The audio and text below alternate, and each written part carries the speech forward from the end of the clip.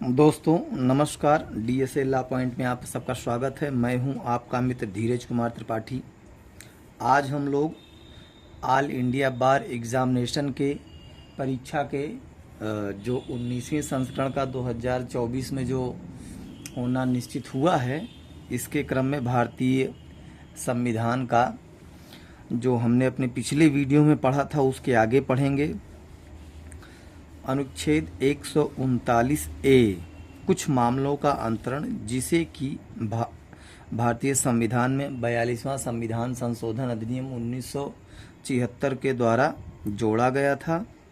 इसमें प्रावधान यह है कि जब कोई भी ऐसा मामला उच्चतम न्यायालय के पास जिसमें विधि के सारवान या ऐसा कुछ उससे मिलता जुलता प्रश्न अंतर्वलित है, उसमें जब एक या अधिक उच्च न्यायालय में वह लंबित चल रहा हो, तब उच्चतम न्यायालय स्वप्रेरणा से या फिर भारत के महान्यायवादी द्वारा या ऐसे मामले के किसी पक्षकार द्वारा किए गए आवेदन पर यह समाधान हो जाए कि उस मामले में ऐसे प्रश्न पर व्यापक महत्व का सारवान प्रश्न है, तब ऐसे लंबित मामले को या तो वह अपने पास मंगा सकेगा या फिर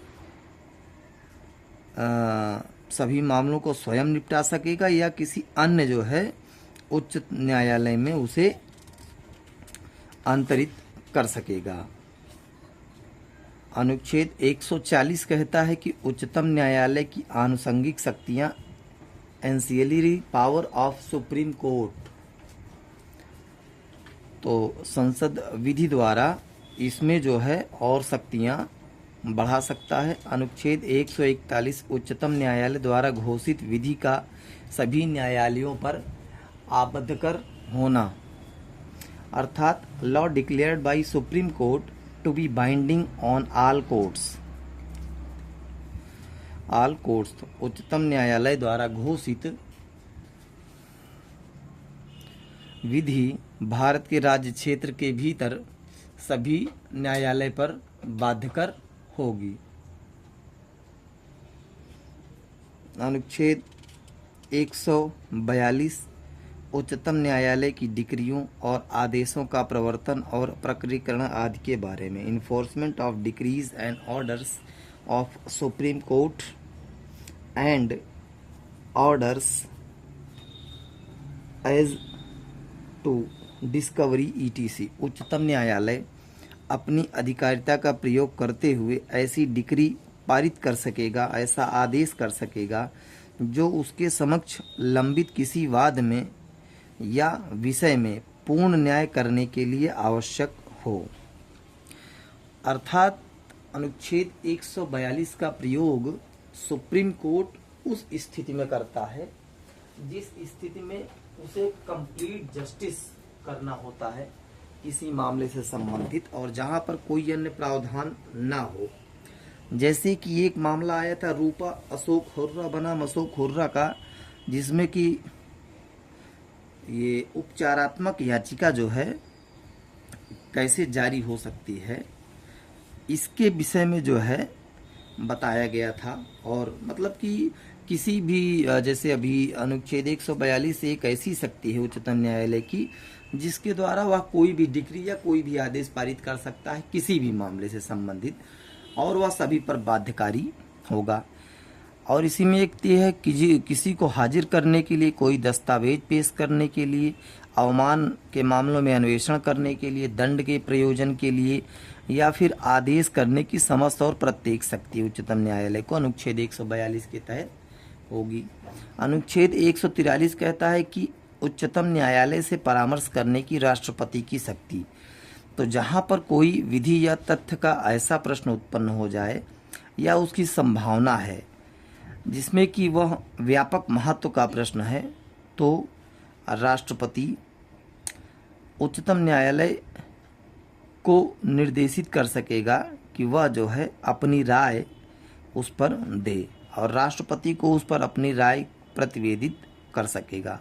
अनुच्छेद 144 कहता है कि सिविल और न्यायिक प्राधिकारियों द्वारा उच्चतम न्यायालय की सहायता में कार्य किया जाना। तो भारत के भीतर सभी जितने भी सिविल और न्यायिक अधिकारी उच्चतम न्यायालय नियुक्त किए जाएंगे, वो सब उच्चतम न्यायालय की सहायता के लिए कार्य करेंगे। अनुच्छेद 144, जिसे कि 42वें संविधान संशोधन 1976 के द्वारा जोड़ा गया था, कि विधियों की संवैधानिक वैधता से संबंधित प्रश्नों के निपटारे के बारे में, उसे जो है 43वां संविधान संशोधन 1977 के द्वारा निश्चित कर दिया गया था। अब अनुच्छेद 145 है कि न्यायालय के नियम आदि।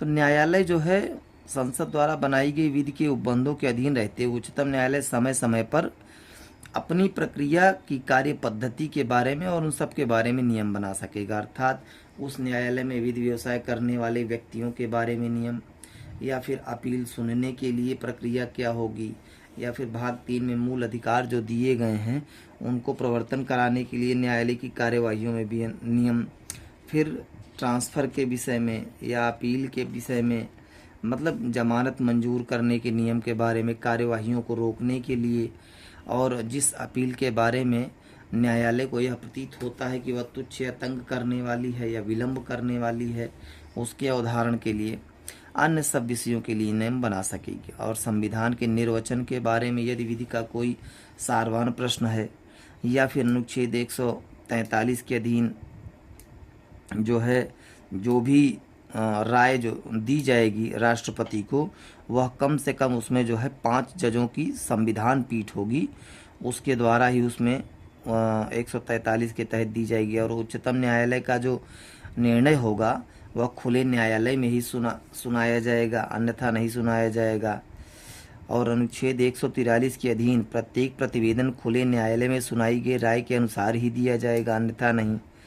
तथा उच्चतम न्यायालय अपने जो प्रत्येक निर्णय और राय होगा उपस्थित न्यायाधीश जो होंगे उनकी बहुमत की संख्या के आधार पर ही दिया जाएगा, अन्यथा नहीं दिया जाएगा। अनुच्छेद 146 कहता है कि उच्चतम न्यायालय के अधिकारी, सेवक तथा व्यय। तो उच्चतम न्यायालय के अधिकारियों और सेवकों की नियुक्तियां भारत का मुख्य न्यायमूर्ति करेगा, या फिर उस न्यायालय ऐसा न्यायाधीश या प्राधिकारी करेगा जिसे वह निर्दिष्ट करे, और जो पहले से ही न्यायालय में संलग्न नहीं है, संघ लोक सेवा आयोग से परामर्श करके नियुक्त किया जाएगा, अन्यथा नहीं। अनुच्छेद उसके बाद बताता है कि उसके जितने भी उच्चतम न्यायालय के मतलब कर्मचारी होंगे या फिर जो भी जज हैं, उनके वेतन और भत्ते या छुट्टी पेंशन से संबंधित है तो वो राष्ट्रपति के अनुमोदन से उसकी अपेक्षा की जाएगी, नियम बनाई जाएगी। तथा अगला खंड यह है कि उच्चतम न्यायालय के प्रशासनिक व्यय और अधिकारियों और सेवकों के संबंध में सभी वेतन, पेंशन और भत्ते वो भारत की कंसोलिडेटेड फंड संचित निधि से दिए जाएंगे, जिसमें ली गई फीसें और अन्य धनराशियां का भाग होंगी। अनुच्छेद 147 निर्वचन के बारे में बात करता है, तो इसमें इसका अर्थ यह लगाया जाएगा कि भारत शासन अधिनियम 1935 अथवा भारतीय स्वतंत्रता अधिनियम 1947 के अधीन बनाए गए आदेश के निर्वचन के बारे में विधि के अधीन सारवान प्रश्न के प्रति निर्देश है। अध्याय 5 भारत का नियंत्रक महालेखा परीक्षक की बात करता है, जिसमें अनुच्छेद 148 बहुत महत्वपूर्ण है। जो किसी भी परीक्षा में यह पूछा जाता है कि भारतीय संविधान के अंतर्गत भारत का नियंत्रक एवं महालेखा परीक्षक के संबंध में किस अनुच्छेद में प्रावधान किया गया है, तो उसके संबंध में प्रावधान अनुच्छेद 148 में किया गया है, जिसमें कहा गया है कि भारत का एक नियंत्रक महालेखा परीक्षक होगा, जिसको राष्ट्रपति अपने हस्ताक्षर और मुद्रा सहित अधिपत्र द्वारा नियुक्त करेगा। अर्थात भारत में एक ही नियंत्रक महालेखा परीक्षक होगा, जिसको कि राष्ट्रपति अपनी जो है हस्ताक्षर और सील लगाकर, मोहर लगाकर उसको नियुक्त करेगा। उसके पद से केवल उसी आधार पर हटाया जाएगा जैसे कि उच्चतम न्यायालय के न्यायाधीश को हटाया जाता है। तो ऐसा प्रश्न भी बन जाता है कि भारत के नियंत्रक एवं महालेखा परीक्षक को किस आधार पर हटाया जा सकता है, तो उसमें एक ऑप्शन दिया रहता है कि जिन आधारों पर उच्चतम न्यायालय के न्यायाधीश का हटाया जाता है उन्हीं आधार पर उसे हटाया जा सकता है। खंड 2 कहता है कि राष्ट्रपति जो है इसमें तीसरी अनुसूची के तहत जो है ये महालेखा परीक्षक जो है शपथ लेंगे तथा दूसरी अनुसूची के अनुसार इनकी वेतन भत्ते और शर्त मतलब उसके जो है अवधारित होगी, उसके अनुसार से मिलेगा। तीसरी अनुसूची में शपथ और दूसरी अनुसूची में इनके वेतन और भत्ते हैं। अनुच्छेद 149 नियंत्रक महालेखा परीक्षक का कर्तव्य के विषय में बात करता है। उसके बाद अनुच्छेद 150 संघ और राज्यों के लेखाओं का प्रारूप की बात करता है। अनुच्छेद 151 संपरीक्षा प्रतिवेदन ऑडिट रिपोर्ट की बात करता है। तो ऑडिट रिपोर्ट किसमें दी गई है? तो अनुच्छेद 151 में ऑडिट रिपोर्ट दी गई है। भाग 6 राज्य स्टेट के विषय में है। तो अनुच्छेद 152 में राज्य की परिभाषा दी गई है। राज्य को बताया गया है कि परिभाषित किया गया है।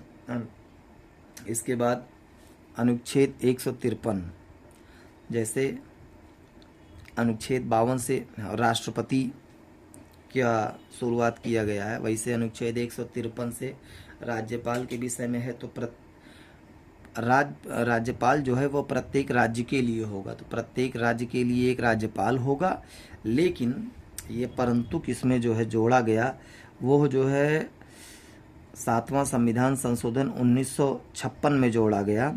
और उसके बाद इसमें यह कहा गया कि एक ही व्यक्ति को दो या अधिक राज्यों के लिए राज्यपाल नियुक्त किए जाने से निवारित नहीं करेगी। अर्थात प्रत्येक राज्य के लिए एक राज्यपाल तो होगा ही, लेकिन यदि एक राज्यपाल के पास किसी दूसरे राज्य का भी चार्ज दे दिया जाता है, उसे राज्यपाल बना दिया जाता है, तो भी वह बनाया जा सकता है, वैध होगा, वो कोई अवैध कार्यवाही नहीं होगी।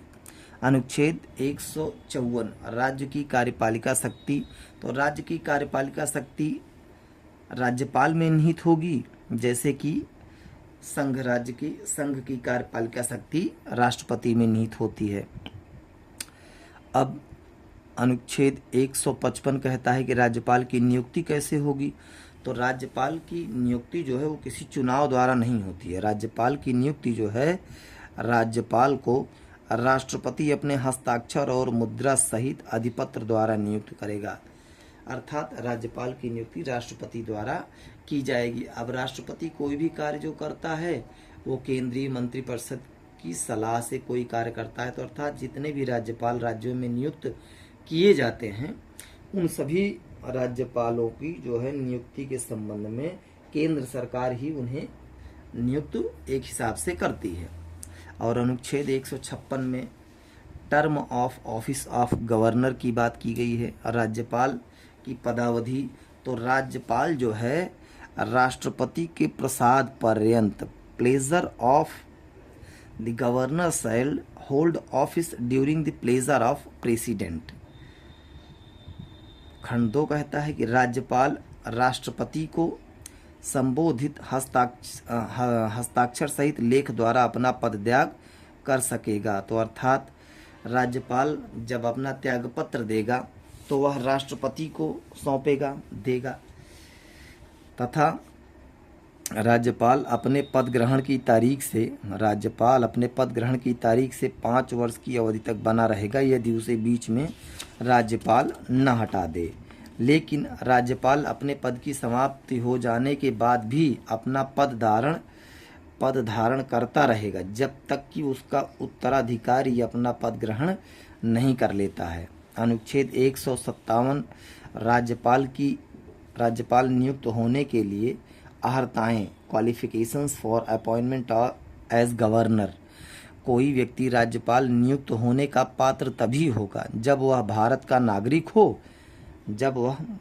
का नागरिक है और 35 वर्ष की आयु पूरी कर चुका है, तब वह राज्यपाल की नियुक्त होने के लिए वह योग्य होगा। अब राज्यपाल पद के लिए शर्तें क्या होगी? अनुच्छेद 158 बताता है।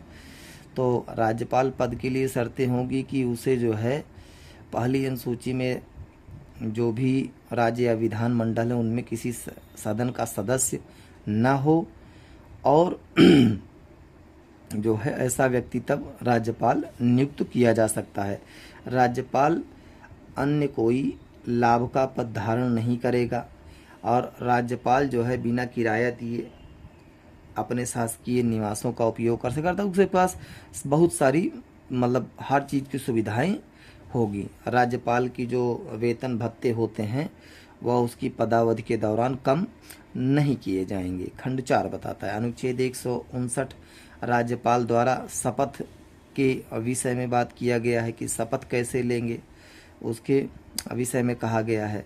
अनुच्छेद 160 कहता है कि discharge of the functions of the governor in certain contingencies, अर्थात कुछ आकस्मिकताएं ऐसी आती हैं जिनमें राज्यपाल का कृत्यों के निर्वहन के संबंध में बात करता है। तो राष्ट्रपति कि अगर कुछ ऐसी आकस्मिक स्थिति आ जाती है तो राज्य के राज्यपाल के कृत्यों का निर्वहन जो है उपबंध करने के लिए राष्ट्रपति जैसा चाहे उसका उपबंध कर सकेगा। अनुच्छेद 161 जो है राज्यपाल के क्षमादान की बात करता है कि वह दंडादेश का निलंबन कर सकेगा, परिहार कर सकेगा, लघुकरण कर सकेगा। इसकी शक्ति अनुच्छेद 161 में दी गई है। तो राज्य के राज्यपाल को उस विषय पर जहाँ तक कि राज्य की कार्यपालिका शक्ति का विस्तार है, किसी अपराध के लिए सिद्ध दोष ठहराए गए व्यक्ति को किसी व्यक्ति के दंड को क्षमा, प्रविलंबन, विराम या परिहार करने की अथवा दंडादेश के निलंबन, परिहार, लघुकरण की शक्ति होगी। अर्थात the governor of a state shall have the power to grant pardons, respites or remissions of punishment, or to suspend, remit or commute the sentence of any person convicted of any offense against any law relating a matter to which the executive power of the state extends। अनुच्छेद 162 राज्य की कार्यपालिका शक्ति के विस्तार के संबंध में बात करता है। अनुच्छेद 163 बताता है कि राज्यपाल को सहायता देने के लिए और सलाह देने के लिए एक मंत्रिपरिषद होगी जिसका प्रधान मुख्यमंत्री होगा। अर्थात ये भी वही अनुच्छेद 74 की तरीके जिसमें कि प्रधानमंत्री की नियुक्ति और इन सब के विषय में बात किया गया है कि उसकी सलाह और सूचना के लिए राष्ट्रपति की सलाह और सहायता के लिए एक जो है मंत्रिपरिषद होगी। तो उसी तरीके से राज्यपाल को सहायता और सलाह देने के लिए एक जो है एक मंत्रिपरिषद होगी जिसका प्रधान जो है वो मुख्यमंत्री होगा और राज्यपाल का अपने विवेकानुसार किया गया विनिश्चय अंतिम होगा और राज्यपाल द्वारा की गई किसी बात की विधिमान्यता इस आधार पर प्रश्नगत न की जाएगी कि अपने विवेकानुसार कार्य करना चाहिए था या नहीं। लेकिन किसी न्यायालय में, खंड 3 कहता है कि किसी न्यायालय में जांच नहीं की जाएगी कि क्या मंत्रियों ने राज्यपाल को कोई सलाह दी तो और क्या दी। जैसे अब सलाह और सहायता के लिए तो मंत्रिपरिषद नियुक्त कर दी गई, लेकिन कोई न्यायालय इसकी जांच नहीं करेगा कि ऐसी मंत्रिपरिषद ने जो राज्यपाल को सलाह दी वह दी तो क्या दी और कैसे दी। लेकिन न्यायालय ये किन आधारों पे दी इनकी जांच कर सकता है। अनुच्छेद 164 कहता है कि मंत्रियों के बारे में अन्य उपबंध तो मुख्यमंत्री की नियुक्ति राज्यपाल करेगा और अन्य मंत्रियों की नियुक्ति राज्यपाल जो है मुख्यमंत्री की सलाह पर करेगा तथा मंत्री राज्यपाल के प्रसाद पर्यंत अपने पद धारण करेंगे। और पूरी मंत्रिपरिषद जो है राज्य की मंत्रिपरिषद राज्य की विधानसभा के प्रति सामूहिक रूप से उत्तरदायी होगी तथा ये जो है उसके पद और गोपनीयता के शपथ जितने राज्य में मंत्री बनाए जाएंगे ये लोग सब तीसरी अनुसूची में जो शपथ की बात की गई है उसके अनुसार पद और गोपनीयता की शपथ लेंगे तथा कोई भी मंत्री 6 माह तक, कोई भी मंत्री जो है वह 6 माह से ज़्यादा तक अपने पद पर नहीं रह सकता है यदि वह सदस्य नहीं है। तो अर्थात कि जो कोई भी राज्य विधानमंडल का सदस्य नहीं है वह 6 माह से अधिक से मंत्री नहीं रह सकता है, और उसे जो राज्य की जो मंत्री परिषद होगी वही दूसरी अनुसूची के अनुसार जो है वो वेतन और भत्ते पाएंगे। अनुच्छेद 165 बहुत महत्वपूर्ण है, वो राज्य के महाधिवक्ता की बात करता है। जैसे अनुच्छेद 76 में हम देख लेते हैं अटॉर्नी जनरल ऑफ इंडिया की बात की गई है। तो एक सेकंड हम लोग देख लेते हैं। अनुच्छेद 76 भारत के महान्यायवादी की बात करता है। अनुच्छेद 165 राज्य के महाअधिवक्ता advocate general for the state की बात करता है। तो इनकी नियुक्ति कौन करेगा? तो राज्य का राज्यपाल जो है वो उच्च न्यायालय का न्यायाधीश नियुक्त होने के लिए अर्हित किसी व्यक्ति को राज्य का महाधिवक्ता नियुक्त कर सकेगा। अर्थात उसमें जो योग्यता होनी चाहिए किसी राज्य के महाधिवक्ता बनने के लिए, उसमें कम से कम यह होना चाहिए कि वह उच्च न्यायालय का न्यायाधीश बनने के लिए अर्हित हो, तब उसे जो है राज्य का राज्यपाल जो है महाधिवक्ता के तौर पर नियुक्त कर सकता है, या उसे नियुक्त तभी करेगा। और महाधिवक्ता जो है वह महाधिवक्ता राज्यपाल के प्रसाद पर्यंत पद धारण कर देगा। अर्थात जो एडवोकेट जनरल है वो the pleasure of the governor के मतलब कि प्रसाद पर जो है अपना पद धारण करेगा, और ऐसा पारिश्रमिक मतलब ऐसी सैलरी उठाएगा जो कि राज्यपाल अवधारित करे। अब राज्य सरकार के जो सरकारी कार्य का संचालन है वो अनुच्छेद 166 बताता है कि राज्य की सरकार के कार्य का संचालन जो है, जितनी भी कार्यवाही राज्य की सरकार की समस्त कार्यपालिका कार्यवाही राज्यपाल के नाम से क्यों ही कही जाएगी। अर्थात जैसे संघ के जितने भी कार्य हैं वो जो भी किए जाएंगे वो राष्ट्रपति के नाम से किए हुए माने जाएंगे, तथा जब राज्य कोई कार्य करेगी तो उसके जितने भी कार्य किए जाएंगे वो राज्यपाल के नाम से किए गए माने जाएंगे। अनुच्छेद 167 है कि राज्यपाल को जानकारी आदि देने के संबंध में मुख्यमंत्री का कर्तव्य। तो राज्यपाल जो भी जानकारी मांगे या जो भी कोई बात है उसके संबंध में मुख्यमंत्री का यह कर्तव्य होगा कि वह उसे उसके विषय में जानकारी दे। Duties of the chief minister as respects the furnishing of information to governor. अर्थात प्रत्येक राज्य के मुख्यमंत्री का यह कर्तव्य होगा कि वह प्रशासन संबंधी या विधान विषयक जितनी भी प्रस्तावनाएं हैं और जो भी मंत्री परिषद के विनिश्चय हैं वो राज्यपाल को संसूचित करे। कार्यों में राज्य में प्रशासन संबंधी या और विधान संबंधी जो भी राज्यपाल मांगे उसे दे।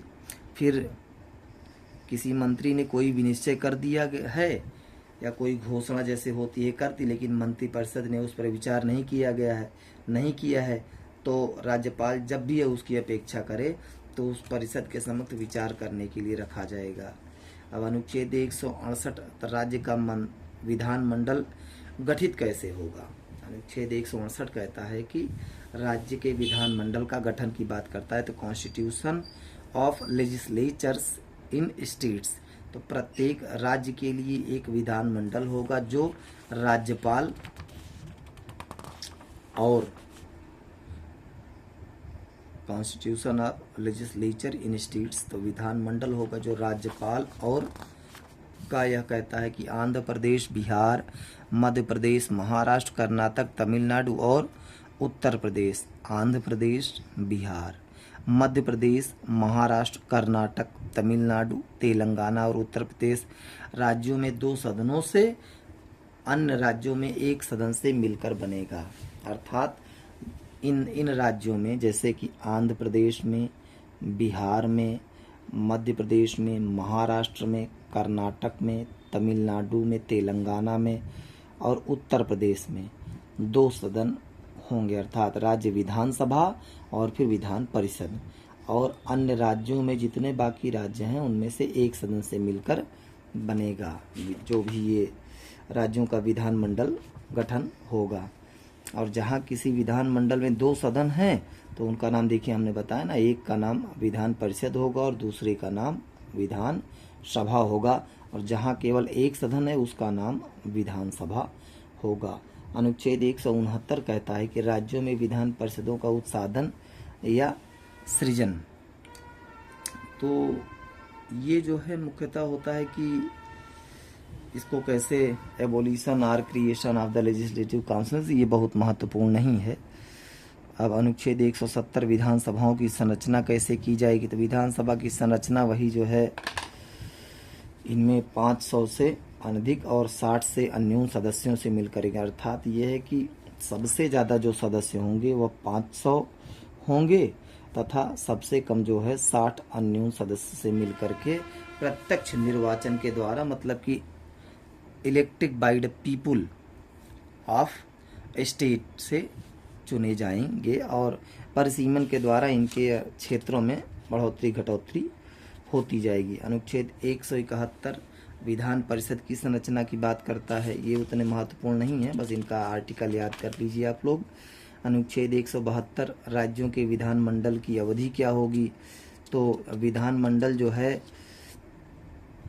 जो राज्य प्रत्येक विधानसभा जो है ये अपनी अवधि से 5 वर्ष तक रहेगी, जब तक कि या फिर उसके बाद परिणाम जो है उसके विघटन के पहले ना आ जाए चुनाव के।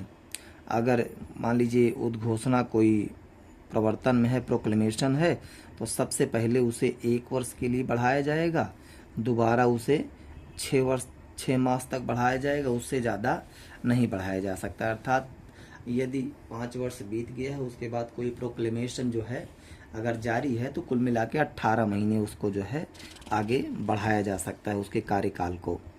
अनुच्छेद 173 राज्य के विधानमंडल की सदस्यता के लिए अर्हता क्या होगी।